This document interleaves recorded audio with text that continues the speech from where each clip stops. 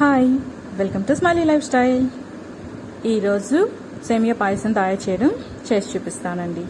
సేమియా పాయసం అంటే అందరికీ ఇష్టమే, నాకు కూడా చాలా చాలా ఇష్టం. ఓకే, ఎలా తయారు చేయాలో చూద్దాం.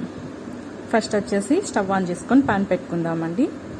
కొంచెం గీ వేసుకొని దాంట్లో జీడిపప్పు కొంచెం వేసుకొని ఫ్రై చేసుకుందాం. ఎక్కువగా కిస్మిస్, బాదం ఇవన్నీ వేసుకుంటే ఏదోలా అనిపిస్తుంది నాకు. నేనైతే ఒక్క జీడిపప్పు మాత్రమే వేస్తాను. కాశ్మీర్ నట్స్ చక్కగా గోల్డ్ కలర్ వచ్చే వరకు ఫ్రై చేసుకోవాలి. దాన్ని సైడ్కి తీసుకుందాము. ఫ్రై అయిపోయింది కదా, మీరు కూడా ఒకసారి తయారు చేయండి. నేను చెప్పిన విధంగా చేసి చూడండి, చాలా టేస్టీగా ఉంటుంది. జస్ట్ సింపుల్, చాలా తక్కువ టైంలో టేస్టీగా తయారు చేసుకోవచ్చు. ఇది ఎవరైనా గెస్ట్ వచ్చేటప్పుడు కూడా చక్కగా మనం తయారు చేసుకొని వాళ్ళకి సర్వ్ చేసుకోవచ్చు. అండ్ మన ఇంట్లో మన పిల్లల కోసం, మన కోసం కూడా చేసుకొని తినచ్చు. ఎప్పుడు కూడా అందరూ పిల్లల కోసం అని అంటారు, కానీ మన కోసం మరి కూడా మనమే ఆలోచించుకోవాలి కదా.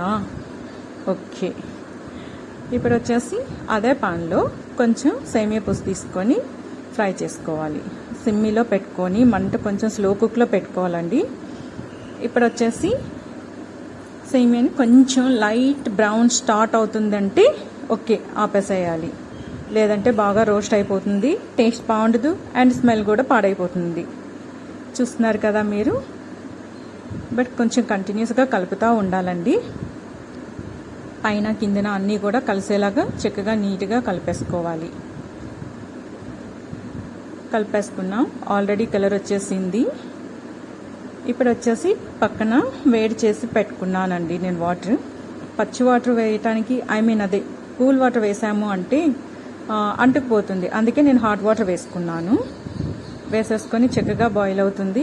ఇప్పుడు వచ్చేసి క్రిస్టల్ షుగర్ పెట్టుకున్నానండి నేను. క్రిస్టల్ షుగర్ అంటే మీకు తెలుసు కదా, కొంచెం పెద్దగా ఉంటాయి చిప్స్ అనమాట, అవి నేను యూజ్ చేసుకున్నాను. తర్వాత వచ్చేసి స్వీట్ కోసం ఇంకొంచెం మిల్క్ మేడ్ కూడా నేను యూజ్ చేసుకున్నానండి. మిల్క్ మేడ్తో చేసుకున్నామంటే చాలా టేస్టీగా అండ్ ఫ్లేవర్ కూడా చాలా చాలా బాగుంటుంది. ఒక 2-3 ఎలచీలు వేసుకున్నాను.